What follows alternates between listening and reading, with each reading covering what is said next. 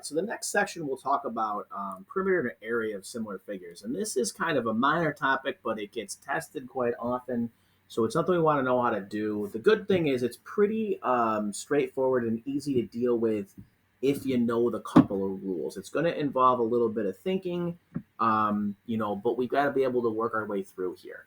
So we're going to get scale factors for a lot of these figures, which we can then turn into ratios of sides. How it relates to perimeters and areas is slightly different because of the operations that go into them. All right, straightforward.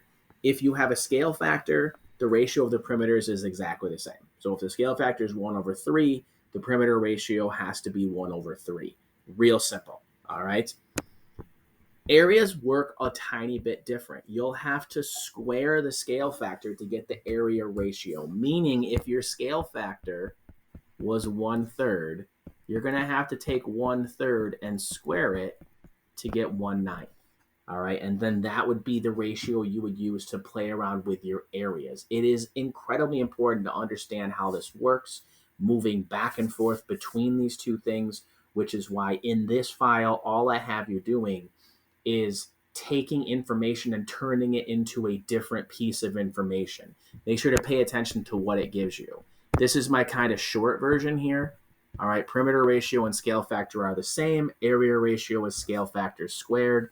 You're going to have to solve these with proportions, but we've been doing those to go through. All right. If you have the area ratio and you need the scale factor, we're going to have to take the square root. There's going to be examples down here of that. Take your time. The biggest thing I'm going to tell you is write the rule down for everything that you're doing, and then you should be able to work your way through it. And the bottom line is this is all calculator stuff. All right. So if you have a scale factor, you need to square it. Put in the calculator. Okay. If you have an area ratio and you need the scale factor, just need to square root it. Put in the calculator. Okay. No one's asking you to do this in your head. There's no bonus points for doing it in your head. So there's no reason for you to do it in your head. Even if you do, you should probably take the time to check it.